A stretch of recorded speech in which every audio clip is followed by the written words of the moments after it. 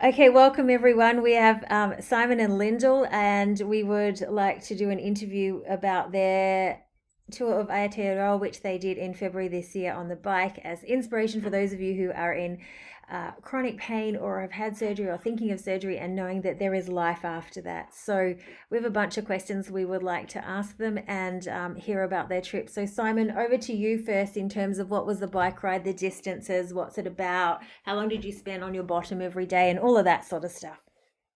Okay, so the Tour of Aotearoa is what they call a brevet, which is an event where you cycle from one point to another, and there's a number of photo checkpoints in between that you have to take a photo of the place and to show you've been there.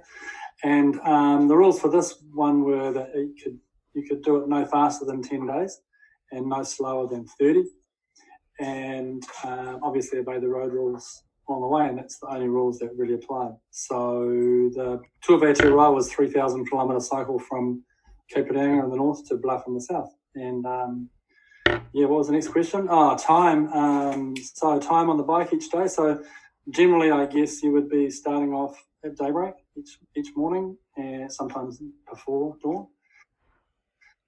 And often you'd be spending somewhere between 9 and 10 hours, and sometimes longer, on the bike. And the cycling time's a little bit different, hey Simon? What's that? Cycling time is a little bit different. Yeah, so it depends a lot on when you, what sort of trails you're running. So sometimes you'd be, like one day we did 90 kilometres and it took us 13 hours because of the train and that you're on. You can push out 140, 150k. Yeah. Cool. And welcome everyone to Ben's internet. Hey. Yeah, I really hope you got all that. Okay, we didn't get any of it, so ask us again. Damn it. Okay. My question was, what did you eat? And I want to know whether this might be a Simon-specific question, but I'd be happy to hear Lyndal's opinion on this too. Where was the best pie? I didn't meet you, Simon. Right, so what do we eat? As much as possible, really, is what the answer to that is. I guess you learnt quite quickly, well, in some cases, in my case, not as quickly as I should have, that you eat as much as you possibly can when you can. And you take as much with you as you can. I didn't learn that fast enough and got myself in a bit of trouble. And then you find that after about 10 days, the quality of the food that you're looking for is nowhere near as important as the volume. You're just hungry a lot. Best pie? Didn't eat too many pies. I'll let Lyndal answer that because she's got a good pie story. I do. I didn't eat many pies either. I mostly ate scrambled eggs because I discovered I wasn't eating enough every day.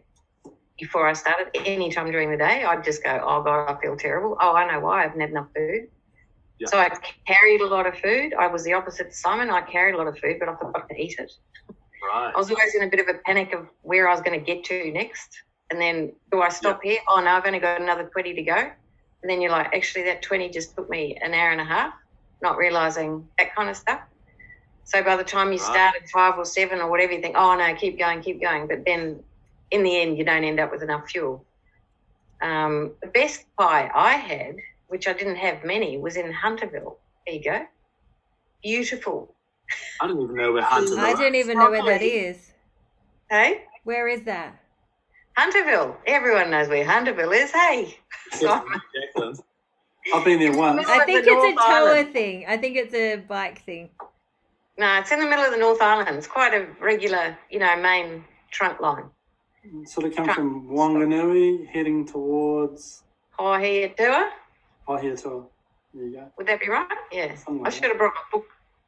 Did you know about these places beforehand, though? Like, you must really have a sense of New Zealand now.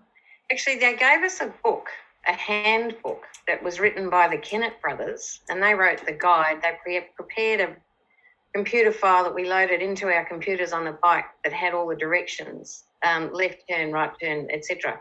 But in that book, it also had, it came with a book, and in the book it had particular restaurants and places to stay, just suggested places. Yeah. So sometimes you did head to those food places or that accommodation place. I don't think my pie place was there, but I must say the pie was so nice that when I was travelling back up through to get back home again in the car, we went to Hunterville so I could buy another one of those pies. Oh, good. Like a normal pie, like a meat Great pie. answer. That's awesome. Homemade. Oh. Blue cheese, broccoli, and something else I can't remember. Vegetarian even. Oh, it's cool Oh. just to have that as a memory, isn't it? Just to have something. Yes. What did you carry on your bike? You said you had a heap of food. What did you carry Oh, on your I bike? carried a packet of wraps, those big round wraps, and olives. There's some fantastic little packets of olives you can get in a 4-square, and the little packets of salami. And then that revolting processed cheese slices wrapped in plastic. Those horrible things. But, Because they last. you know, that was a pretty good way to fill up on the road. And you, when you knew there was a direct correlation between you having enough calories and feeling okay. Yeah. But it took me a few days to figure that. It took me about 10 days to figure out why I felt so tired. Oh, I'm feeling tired because I'm not used to riding 100 Ks a day. No, that's not the kind of tired I feel. It was a real low fuel feeling. Yeah. So a little message to those people who are doing CrossFit and going to the gym, to be honest, and trying to lose weight. You actually need to eat to do the work, You gotta eat. to lose the weight. Because it burns. And Yeah. even It's so burns. even you have to think, like one of the stories I have is that I did when I was heading towards Wanganui, we did the Bridge to Nowhere trail, and I didn't fuel up enough that day. I had a good breakfast, didn't take anything with me, didn't actually realise we were cycling for so long, and the fact that we were out in the middle of nowhere, so there was no food there at all. Absolutely nowhere. And so I didn't have enough all that day, and then the dinner I had that night wasn't as good as it could have been, so I kind of went to bed a bit hungry. And I got up the next morning and had a breakfast that wasn't that great, so I was still a bit hungry. And I only had 75 kilometres, I think, from Hipariki, where you To Wanganui, to Wanganui, and completely ran out of gas. Cyclists will be familiar with the term bonking, which means basically you've completely drained yourself or close to draining yourself of fuel. And you're just hanging on. Basically, if I hadn't been with an accomplice that I rode the whole way with, I would have got off my bike and sat in the ditch and cried and got someone else to pick me up and take me there. But yeah, so that was a combination of not having enough with me, not eating enough the day before, all the way through, and it's compounding to... it does compound. Putting you in a It mess. runs down slowly. But And then it surely hits. most of the time you don't even feel like eating. That's probably True. the problem, Jacqueline. I reckon that's what was my problem. I never felt like eating breakfast, even though I ate breakfast normally. On the tour, I was anxious every morning. I just point out, Son and I went separate times. We weren't travelling at the same time, so he went a few days after me. I didn't eat in the mornings nearly enough because I couldn't. I was too worked up. Which is that correlation between your nervous system and your desire to eat. Because if you're not relaxed, you won't feel like eating, but then you can't do a day's work. That's the whole point, isn't it? You have to be here and here in the day to make it all work. Where did you sleep? Will I start? Yep. Please do. I started in renting cabins in campgrounds, and I had my own ensuite. I carried my tent, but I thought, nah, I'm going to have a bit of nice bed every now and again. And then I started sharing with a girl that I met on the tour, and then she went a bit faster than me. And as I got into it, I realised that this tenting caper could be actually a bit of fun. So I finally camped, and my tent got really wet and heavy, and I never wanted to see it again because it was so heavy. Because it made it heavier on the bike. Yes, on my handlebars, so the bike would go, woo, you know. And wasn't it exhausting putting that up every night and then waking up and thinking, I've got to put that down? Or was it quite an easy pop-up thing? You'll have to answer that one, Simon, because I only did it once. I did it twice, actually. Once at the beginning and once at the end. Yeah, you find with these things, the more you do it, the faster you get, Lyndal. Oh, for next time. So I needed to practice more. Okay. Yeah. There's a saying we learnt on our tour, and I can't say it on this video, you know, but the second word was that. It's a saying. It's what stays on the tour, hey? That's right. So, yeah, we camped. So I was pretty fortunate, actually. I was very, very fortunate. So my story was I was supposed to do the whole ride with a guy from down the road who we trained together, and then he snapped his Achilles a week and a half before the tour, so he had to pull out. And so I was basically similar to Lyndal. I was going to be doing it on my own and just seeing how things went. And then within the first 20 kilometres, I pulled up at the end of 90 Mile Beach, which was our first sort of run down heading south, and a guy called me and we had a chat and we rode off together, and it turned out that we were about the same speed, so we rode from Whakaranga to Bluff basically together. So it was a partnership I had, which was really fortunate. We were like, tents. Yeah, so we basically camped it was about 16 nights out of the 25 in various places, sometimes on the side of the road, sometimes in campgrounds, sometimes beside lakes. Yeah, and when I met Simon beside a lake, finally, we'd both been out there for, 20 odd days, me 26, I think, and you about 20, I don't know. When he got there, we were beside this lake and he went for a swim in this freezing cold lake. I thought he was nuts. Because some nights you just couldn't have a shower. Yeah. Some mornings, yeah. And actually one of my nights I slept in a community hall and there was a stage with a piece of carpet on it. So I ran to the stage and climbed up on that and slept up on the stage. There was only three of us anyway, and one of them slept in the hall down below me and the other one slept in the kitchen because there was carpet in there. So you just made it up as you went along. I only ditched my tent. I didn't ditch my sleeping bag, my sleeping mattress, and what's the other thing you need? I've forgotten. That's about it. Cooker. Yeah, the sheet thing. Oh, pillow. Yep. Oh, you had a pillow? Yep, blow up. Wouldn't be without it. You kind of needed them just in case. You almost needed the tent just in case. If sometimes. And I used them a lot. I used to sleep because often if you went into a cabin situation, you shared. That was the other thing. You just rang up in advance and they'd say, "Yep, you can have a bed," and you arrived and you didn't know who the heck you were sleeping with, and there was no linen, so you used your own sleeping bag, etc. in those cabins sometimes. Yeah. And actually, you didn't care, I assume, by the time you got there. I was a bit embarrassed at first. Randoms. Yeah. Mostly men. Because they were tour men. On the tour. Everyone was on the same tour, yeah. Right. You weren't sleeping with just anyone. We all had the common goal.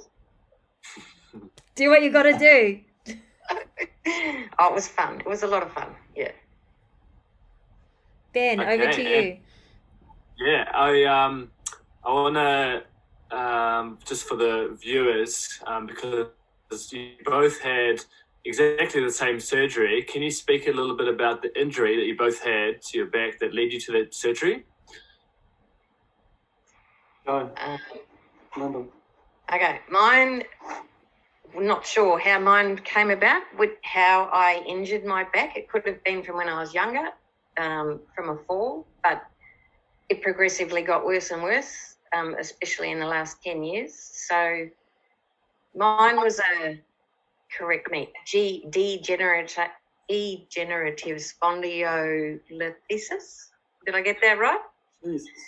Degenerating or whatever. So it was just getting worse and worse, to the point where I could hardly lift my right leg to step up steps, stuff like that. Sitting in cars was unbearable. Yeah. I didn't stay at work. I ended up reducing my hours at work because I'm in an admin job, so I couldn't sit down for hours at the desk. I made the boss buy me a new chair, went through all that stuff. Yeah. And then finally, and was very nervous about the surgery. Mine was fusion of L4 and L5. L45. Yeah. And how that related to this tour, I couldn't ride my bike even before I had the surgery. It took me a few years to get back on my bike, and then I've only had mine 3 years ago. So I was back on the bike just under 3 years after my surgery on the tour. So I started training 2.5 years after the surgery. And I'll go back to when I saw Simon right at the end. We walked up to each other and said, "How's your back?" I went, "Oh, what back? Hang on. Nah, what are you talking about?" It was amazing. And what I found, the whole tour, it just got better and better. I didn't even think about it. I was nervous about it, not letting me continue or failing in some way. But then I think halfway through Pai Tour or something like that, I remember going to bed thinking, "Gee, I feel good." And I slept on some weird beds, and I could never do that before. I had to have a specific bed all the time. I could never sleep anywhere. Yeah. And that's the it is edged because you had a second significant injury, which for most people will be too much as that alone to do the TOA. And I'm talking about your thumb. Do you want to expand on that just quickly before we go to Simon? Okay, so, I don't know, they call it a complete, my wrist, CMC. Obliteration, that's right, complete obliteration of the joint at the base of my thumb. One cortisone didn't really work, but Ben chased me around and got me to get another one. Went and got another one from this amazing doctor in Auckland who was doing the TA as well, coincidentally. So he spent ages putting it in, and he got it right to the right point. And it got me all the way through. It's only just started getting sore now, Ben. Wow. Amazing. So the whole ride, the whole ride, didn't even, nothing. Yeah. Wow, that is amazing. That is so good to hear. Yep. That's great. Like I'd say, of anything with cycling, that's just the worst. Like that's just. So I even had handlebars that went like that rather than like that. Right. To even get me through it. Good name, reflections, Simon. Yeah, right. Yeah, so similar to Lyndal, really. I had a fusion. I was the year before Lyndal. And we ended up with the same surgeon, which was pretty cool. And I had L5S1 fused. And I had the same experience really as Lyndal did. I was concerned about, it was one of my concerns about the TA and whether it would hold up, and same with Lyndal. It's like if you're sleeping in a bad bed, then you're going to have dramas the next day. And, I was intending to camp a whole bunch, so how was a sleeping mat going to affect it? And right the way to the point where putting your tent up and taking it down, you had to, at the beginning of the day, you'd be bending down, trying to roll your tent up. So that was all a concern, but I had the same experience as Lyndal. The more I rode, the better it got, which was extraordinary, really. I found it fascinating. I didn't even think about it, which was quite brilliant. And funnily enough, getting home and getting back into our bed here, we're ordering a new mattress because we've figured out because my back's got not so good since I've been home. And I'll just add to that, mine isn't either. Sitting in this chair now, I'm like, oh God, can I get up and walk around? So what is that about? So what is that about? You must have thought about what is it? Give me more. Like why, if you had to be the therapist here and explain why that is, what is that about? Well, look where Simon's sitting now. He would have been sitting there every day since he got back at his desk on his chair, leaning over. I've actually got a stand-up desk now, so I'm just sitting on a stool. I've just I just haven't. I think we just built up so much core strength because I knew I could feel the muscles in my stomach actually, and then I've got back and hurt my finger, so I haven't been on my bike, and I think that's why it's gone out of whack because I just haven't been out there with the core strength going on. I mean, I could have done it other ways, couldn't I, Jacqueline? But I love the bike. And I got such good results. Do it however you love it. And that's the balance, isn't it? Between doing what you've got to do to feel amazing and finding that balance. And that's what Joseph Pilates said. He said, whatever the dysfunction, make yourself so strong that you don't notice it. You're always going to have this vulnerability after surgery. You need to do more than the average person.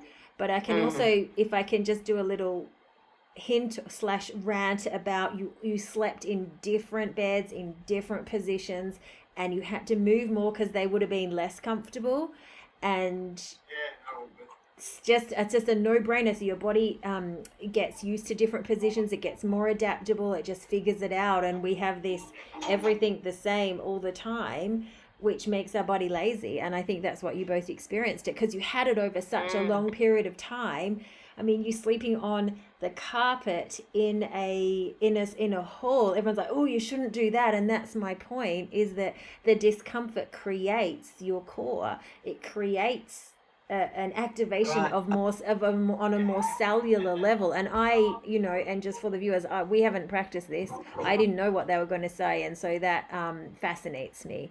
Doesn't surprise me, and even more fun because you weren't expecting that. Not at all. And so now is that balance between how do you keep that in life as opposed to cycling for 10 hours a day. And if you could do that without having the negative effects and just have the positive, and there is a way, that's, if you've got a dysfunction, you have to work harder, I guess. So we talked about the operation you had and everything. But I'm interested in beforehand, when you were in all that pain, and for I know for Simon it was years, well for you as well, Lyndal, because I knew you both beforehand. But what was your perception of what life would be like after the operation compared to what's happened now? That's a good question. I was ever hopeful?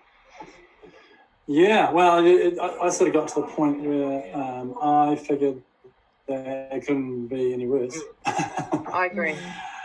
It was bad, and like Lyndal, I'd done everything I could, Pilates and yoga and everything that I possibly could to strengthen it, and I would get to a point where I'd get it so it was almost coming right, and then to push it that little bit further, and the strengthening exercises would just make it go out. It would put pressure on the nerve, and then I'd be back to square one again. So I couldn't get it any better than when I got it. So it was like, okay, well, it can't be any worse, and we know it's going to continue to degenerate if I don't do something about it. But yeah, it's a big call. Surgery is always a big call. Yeah, it took me a long time to build up courage because I had one opinion and didn't believe that it was that I had to get all that done. It seemed so major. And then got a second opinion, and he said exactly the same thing. So I'm like, oh, okay. And then I met Simon. I mean, I did know Simon, but he had been to that second surgeon. And I had that. Luckily, I was told by Simon how good it was, because I was still very nervous about it, yeah. And to give you both credit, you spent a lot of money and a lot of time and did a lot of work at doing all of the conservative treatment first, which a good surgeon would suggest to do. And you had done and exhausted all of that. Including cortisone, drugs, everything. Exactly. And the surgeon said, I mean, that's the surgeon that we both went to, Peter Robinson, and he said to me afterwards, with a year long, you do the rehab, and after a year he kind of said that, well, he said the whole thing's a bit of a partnership, really. You did your part and I did my part. And if neither of us had done that, we wouldn't have got the result we got. So it's severe. There's a lot of weight on the patient as well. And if you step up, you're much more likely to get the result you want than if you don't. Can you just say that again really loud into the camera, please? I might just keep that snippet of the recording. If you don't step up, you won't get the result. You won't get as good a result as what you're hoping for. You have to play your part. It's not just up to the surgeon. He can only do so much. Yeah. It's not just a Band-Aid. He just doesn't fix it and then you walk away. It's a bit more work.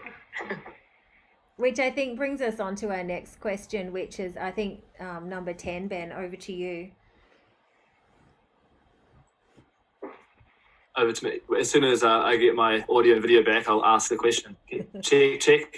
Everyone can hear me? Yes. Yep. Okay. And so this question is, how did it play out differently than you originally thought? So what surprised you the most doing? I think he means doing the TA. Yeah. Oh, okay. That's right, yeah. Okay. Lyndal, you want to take that? Well, just quickly, Simon and I talked about this the other day, actually, just on the phone.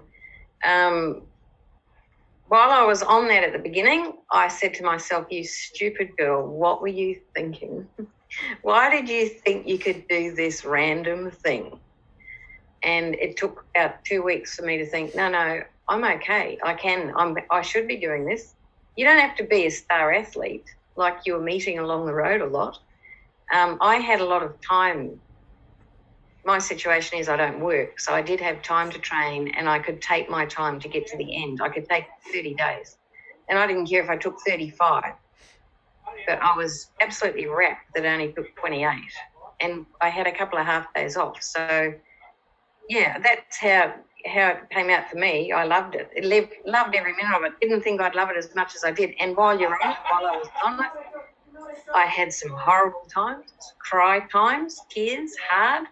Come and get me, take me home. I'm flying back now times. But nobody listened, so I had to keep going. Yeah. And all those moments would make it so much more special once you've done it. On that 28th day, once you've got it behind you, that's when you really, I think, makes it all worth it. Well, definitely. Because it was highs and lows. Yeah. Huge highs and huge lows. Yeah, huge highs. And I was on my own. I loved being on my own. I loved all the people I met. I loved the people aspect. Yeah. For me, I love talking to lots of people and learning about them, and love the scenery.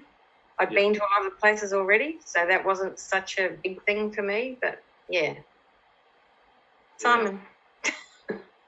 What was the question? Different. How was it different? How did it play out differently to how you expected? Harder than what I thought it would be. You kind of so when you're training for an event like that, so you kind of know that you're going to be sort of aiming at around about 90 to 100 kilometres a day.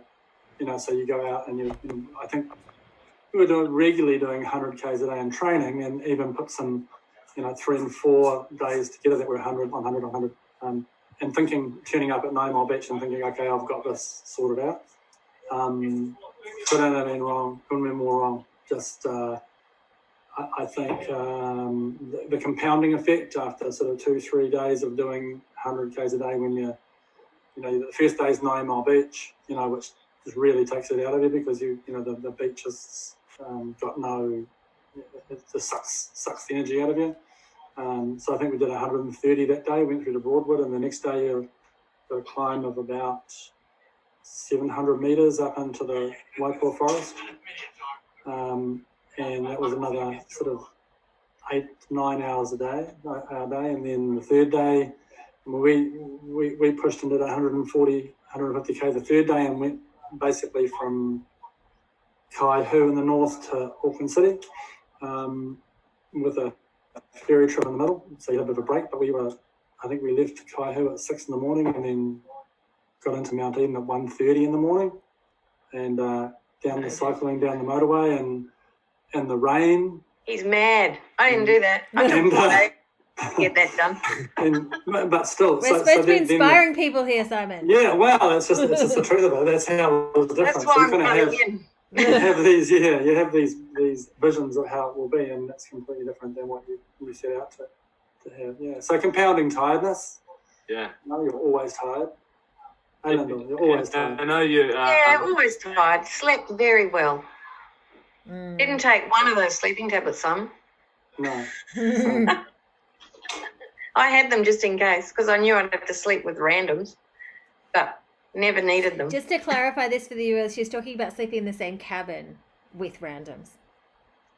Yeah, sorry. Yeah. Put it into perspective. But yeah, so it was really much more difficult, I thought, than I thought it would be. Yeah. Some rewards looking back, absolutely. I mean, I was the same as Lyndal. I had days when I was starting to look at airfares out of Wellington. Okay. And how can I justify quitting? I talked you out of that. So, yeah. Yeah, Lyndal talked me out of that. She was like, no, I didn't know I did. But... Carry on. Wow. yeah, it's a tough event to anybody, and I think that I don't consider myself an extraordinary athlete by any stretch of the imagination. There's guys out there, one of the guys I started with, Murray, a friend of ours, who's a very, very good cyclist, and they He's were an athlete. much bigger mileage, but they found it hard as well. And just because you do it someone goes out and does it in 15 days, whereas opposed to someone who does it in 30, they kind of think that. I think the perception is, you do it in 30, you got more time and it's easier. It ain't easier. It's just that you're putting in the same mileage and it's just taking you more time to do it. The effort's still the same, so yeah, that's a big achievement. I did not try and achieve those big Ks. I was quite different, and I wasn't with anybody that was going really fast. So if I started with people, I met people on the second day, rode with them for 3 days, and after that I'm like, nah, I'm not enjoying this. You're too fast. The group got too big, so I just cut out of that group and just slowed right down. It only took me a few days to slow down because I was getting too tired. And that was part of my anxiety, was keeping up. And I thought, I don't want to be keeping up the whole time. I just want to just enjoy it. Different reasons, yeah. It's not a conversation. It's a competition. I think, yeah. What did you do each day that you thought might help your back? All right. What was your thing that you made sure that you did in an attempt to help your body, or did that just go by the wayside after a few days because you were so tired? Simon. I took my spiky ball with me that I roll around on at home. I think I used it once, twice, 3 times maybe. Yeah, just set it in my bag. I know. I was like, every time I look at it, I should just leave it behind. And I thought, no, I can't do that. I've got to take it with me. What he means, viewers, is that he did it every day at the end of the day for 30 minutes and for 30 minutes before the ride every day. And that's what sustained him, because Ben told him to. Yeah. Well, the back got so good. It's just like you didn't think about it anymore. You didn't need it. No. Okay, can I didn't even think about that. Yes. Okay, so if we can put some physiology onto that, the reason we need Pilates, yoga, rehab, or your homework from the osteopath is because you don't do enough in the day. If you do enough in the day and your core is strong and you feel great, you don't need the classes. You don't need osteopathy. You don't need chiropractic. That's the point. That's the point. Yeah. Just keep active. And in different directions, and sleep on the floor of a dirty old hall several times a month. I mean, that's really the answer. And don't have a shower. And don't have a shower. So lockdown rules, really. Lockdown rules. Was there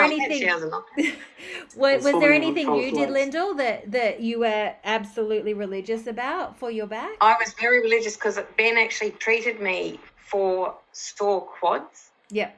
Like knees actually, but he did teach me that that's because whatever attaches just above my knees. So he took me through some really good stretching exercises, more to do with my quads, and I made sure I did them at length in the morning and at night, and during the day, every time I got off the bike, I just did that simple pull the foot up to your bum thing, But he taught me how to do it properly, so I felt the stretch properly, so I knew. And I even told other people.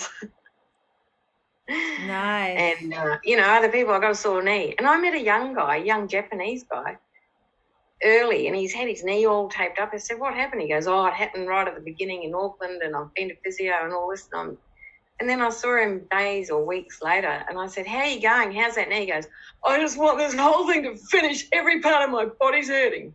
And he was about 32, and he was fit as anything. I just couldn't understand it because I felt so amazing myself. And I'm not a great athlete. I just did it for the sake of it. You do get to call yourself an athlete now, though. You definitely do, because you did that. What about you, Simon? Are you an athlete now?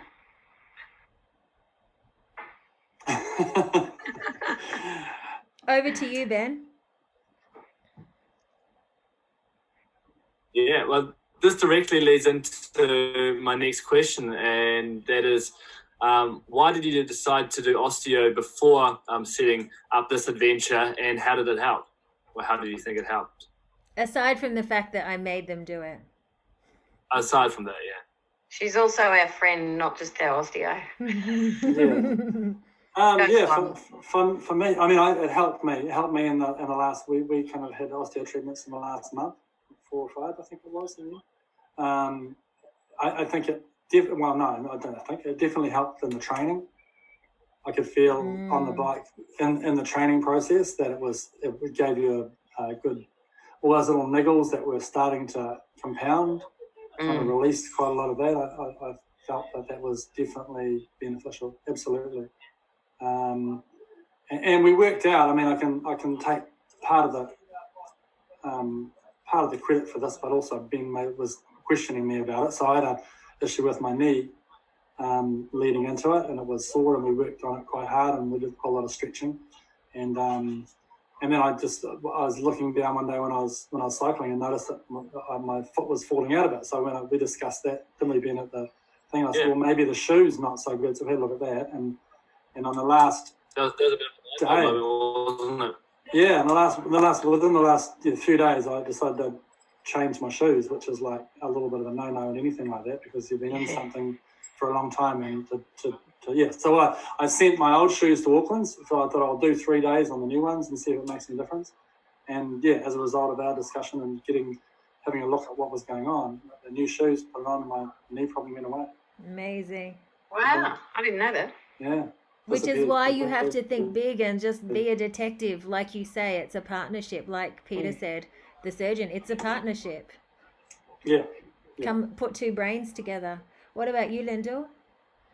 Like, what was it? I actually hadn't thought about it helping the training. That's a really interesting point. Yeah, I developed tennis elbow during training. Ben treated that once, and I only got it back when I got home. Yay! I didn't get it once on the whole tour. Nothing hurt, and my knee stopped hurting. You stopped playing tennis. Everything stopped hurting, and it was, I think, everything stopped hurting. Now I've got tennis elbow, back, and stuffed finger. So I think the moral of the story is that they're both giving up their lives, and they're just going to tour constantly for the rest of their lives on bicycles. My husband can't wait for me to go on another tour, I tell you.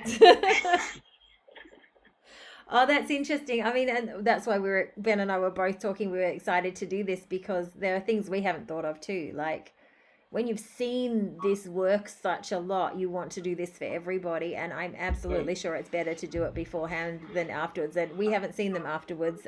We probably will be now based on this discussion, or we'll be sending them back onto the bike. So we've talked about that in terms of what your body is like now. So we're just winding this all up. What's the best and the worst part of the trip for you both? Oh, we've lost you. So what's the best part? We've lost you, Jacqueline. Yeah, I'm coming back. What's the best Not me part? this time. The best. Oh, you go, Ben. Best and worst part of the trip.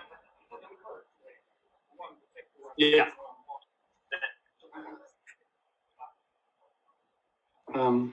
Best and worst part. Go.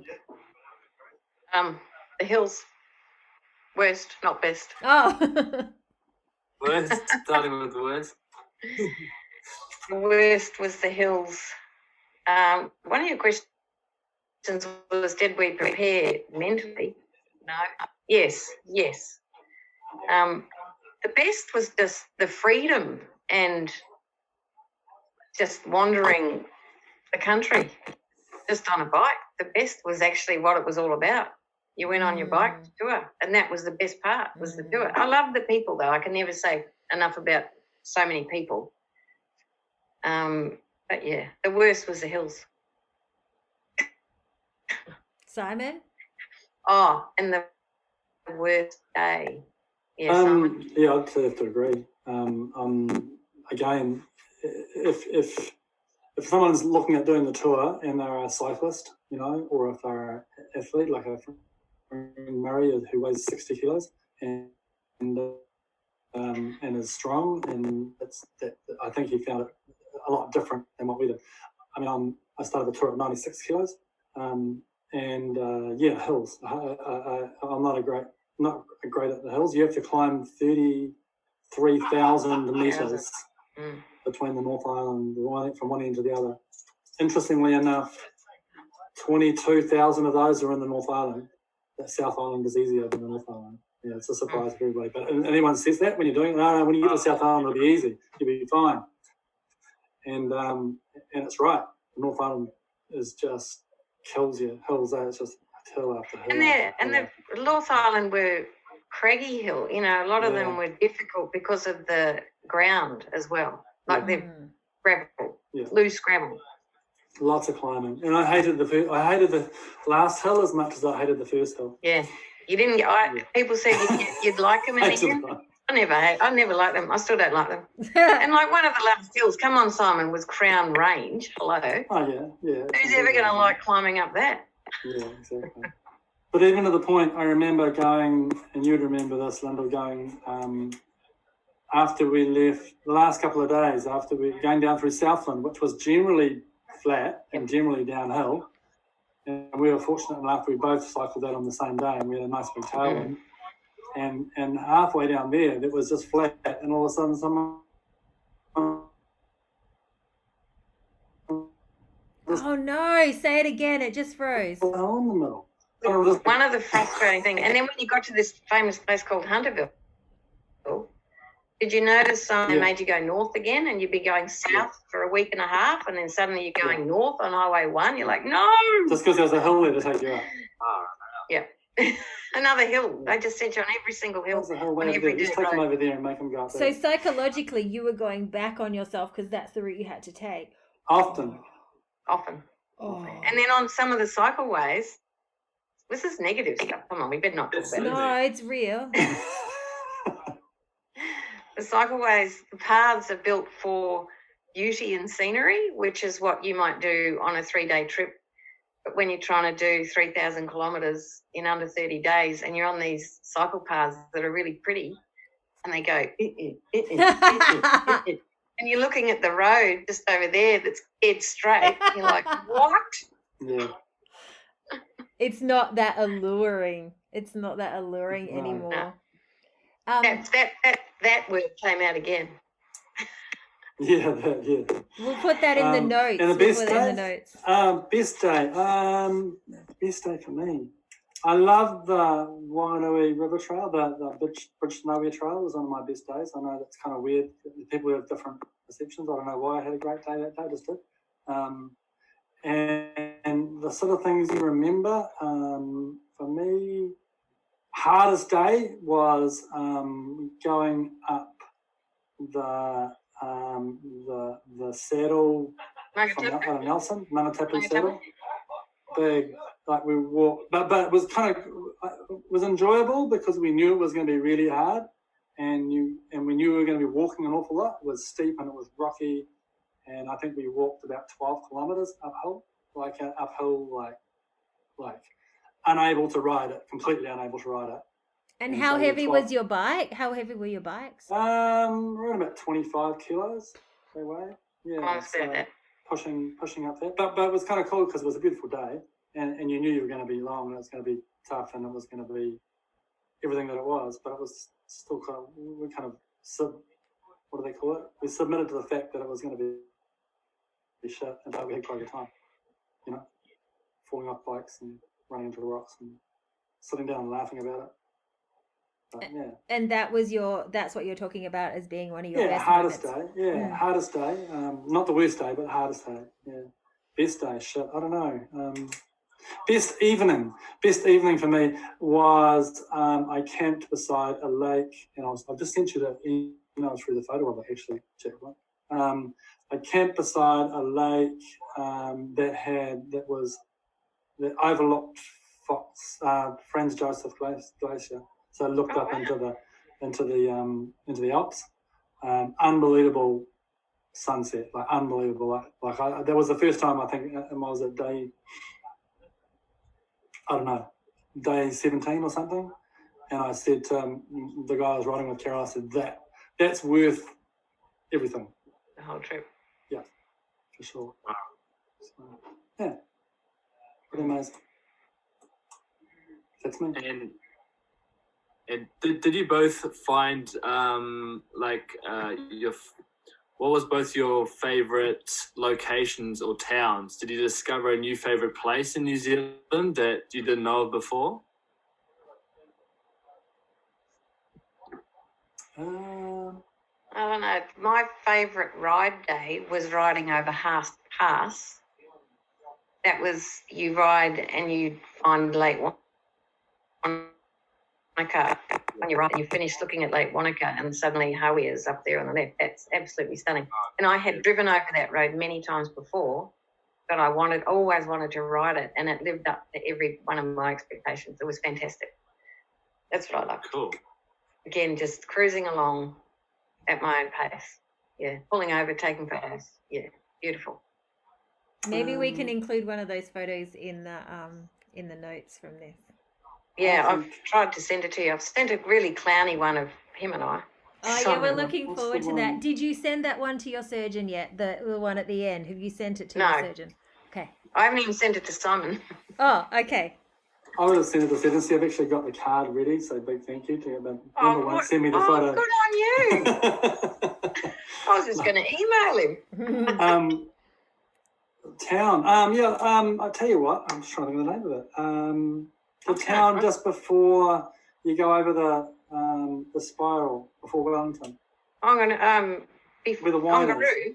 Oh, before the spiral. Oh, before the rheumatic. Oh, Martinborough, yeah. It's a lovely town. Never considered we were going there. We definitely want to go there. Yeah. Absolutely. So we might fly to cycle over the Rimatakas in Martinborough and do a few days. They do lovely wine festivals and tours there. I know. I was like, I really wanted to stay. I was like, I came into town and there was this pub on the corner. There was a couple of people sitting outside on that little balcony having a beer. And we knew we had 70 kilometres still to go. And I was like, I just want to stop here and have a beer in a few days. I want to go back there. Martinborough, yeah, there you go. Never heard of it Martinborough, okay. Cool. I remember that. That's great. Yeah. Cool. I think we'll start to wrap it up, but what would your advice be to someone who's currently in a lot of pain, waiting for surgery potentially, or not waiting for surgery, just feeling like, what's the point?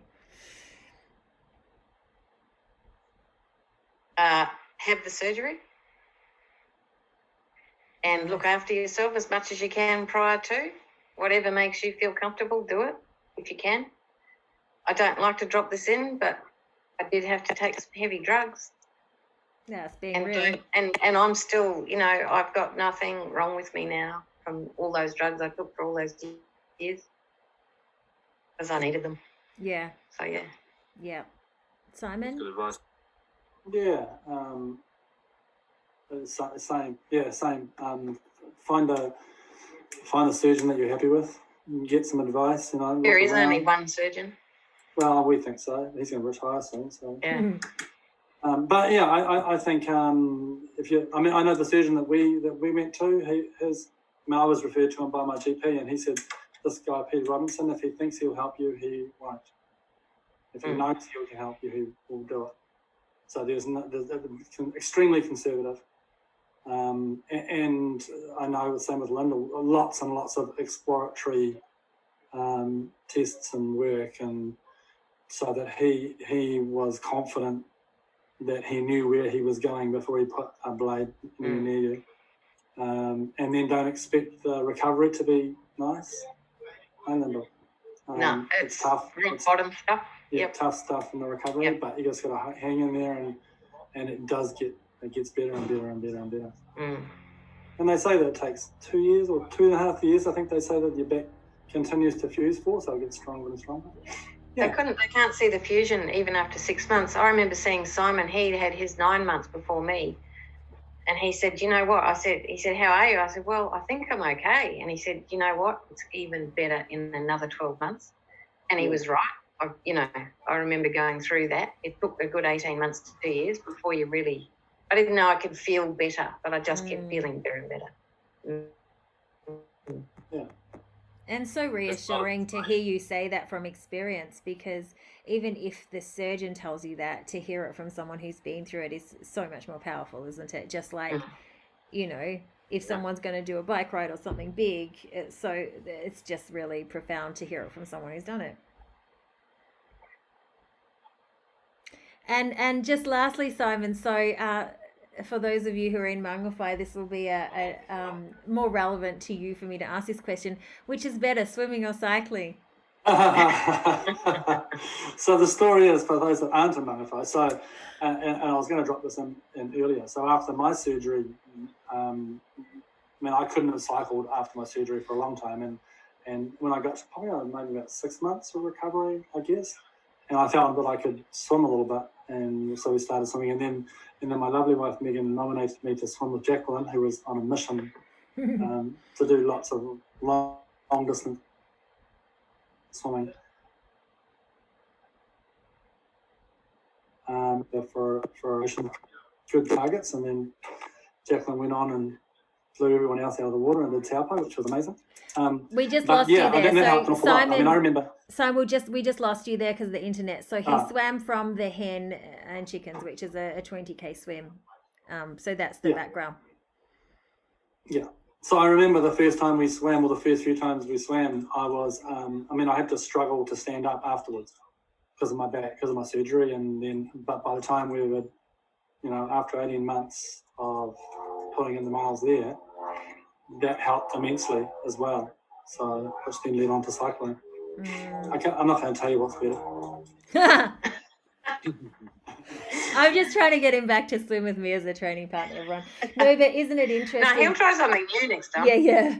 The theme here is that it's there for you if you're willing to do the work. I mean, that's the theme, isn't it? And, we can wish that it was a bit easier, but it just isn't for anybody's body, whether you're an elite athlete or not. Like, to get to that level, they're no different. Yes, they've got the genetic capability. They still have to work really, really hard. And just like you've had to work really, really hard, and someone may not have a dodgy lower back, but they might have other things like chronic fatigue or a shoulder or whatever. So it's really a choice, and it has to be a team. And sometimes it's the drugs and the surgeon and the osteopath and the physio and the Pilates teacher and whatever it is. But it has to be a team. But most of the time, there's a way. I think there's a way to have a better quality of life. Yeah. Thank you, team. Yeah, and I just wanted to say, just before we head off, it was so great working with both of you two, and it just made me so happy that it was such a positive experience overall. It just surpassed my expectations, so it's just so good to hear. Thank you for your help, Ben. Yeah, fantastic. Awesome. And Jacqueline, big goosebumps, big goosebumps. Okay, I'm going to stop record now, and so we look forward to hearing your questions, everybody. I hope you enjoyed that.